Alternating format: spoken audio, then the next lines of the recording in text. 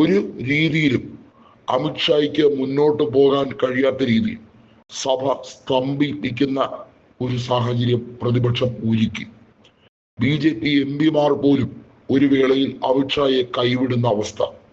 ഒന്ന് ആലോചിക്കണം, കേവല ഭൂരിപക്ഷം BJPക്ക് ഇല്ല, 240 സീറ്റുകളെ ഉള്ളൂ.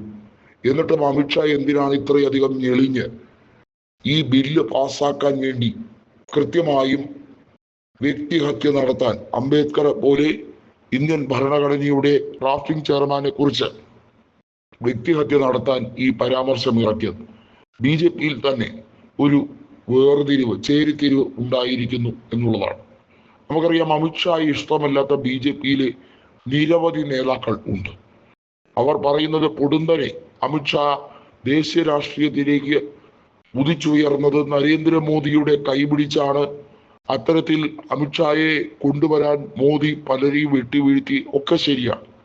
എന്നാൽ അമിത്ഷാ ഇത്രയധികം പാർലമെന്റിൽ നിന്ന് വിയർക്കുന്നത് സംഭവബഹുലമായിട്ടുള്ള ഒരവസ്ഥ, അതിദാരുണമായിട്ടുള്ള ഒരു നിർണായക അവസ്ഥ.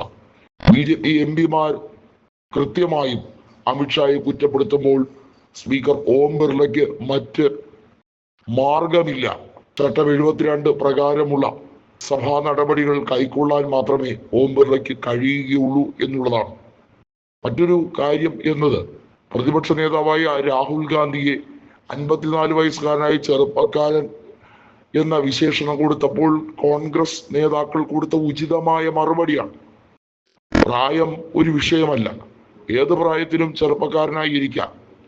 കൃത്യമായും രാഹുൽ ഈ നാടിൽ ഭാരത് ജോഡോ യാത്ര നടത്തി ജനങ്ങളെ ഒന്നിക്കാൻ ശ്രമിക്കുമ്പോൾ വിഘടനവാദികളെ പോലെയാണ് ഇവിടെ മതം പറഞ്ഞു ജനങ്ങളെ തമ്മിൽ തെറ്റിച്ച് ഡിവൈഡ് ആൻഡ് റൂൾ ഭരണം നടത്തുന്നത്. അമിത്ഷായുടെ ഒരു തന്ത്രവും നടക്കില്ല. സ്പീക്കർക്ക് തന്നെ ബിൽ അവതരണവുമായി ബന്ധപ്പെട്ട BJPയുടെ നീക്കങ്ങളെ ഒരു വേളയിൽ നിഷേധിക്കേണ്ടി വന്ന അവസ്ഥയാണ്. ഓം ബിർളയ്ക്ക് കൃത്യമായി അറിയാം, 2024 ലോക്സഭാ തെരഞ്ഞെടുപ്പിന് ശേഷം താൻ നയിക്കാൻ പോകുന്ന സഭ ഏറ്റവും ദുർബലമായ സഭയാണ്. BJPക്ക് കേവല ഭൂരിപക്ഷമില്ലാത്ത സഭയാണ്. അദ്ദേഹം പോലും സ്വന്തം മണ്ഡലമായ കോട്ട, രാജസ്ഥാനിലെ കോട്ട മണ്ഡലത്തിൽ ഇത്തവണ നിരങ്ങിയാണ് ജയിച്ചത്. അപ്പൊ പിന്നെ ബാക്കിയുള്ളവരുടെ അവസ്ഥ പറയേണ്ടതില്ലല്ലോ. 3 ലക്ഷത്തിലധികം ഭൂരിപക്ഷത്തിന് 2019 ജയിച്ച ഓം ബിർളയുടെ അവസ്ഥയാണ് ഇപ്പോൾ പറഞ്ഞിരിക്കുന്നത്. BJPയുടെ കണക്കൂട്ടലുകൾ തെറ്റിയത് ഇവിടെയാണ്.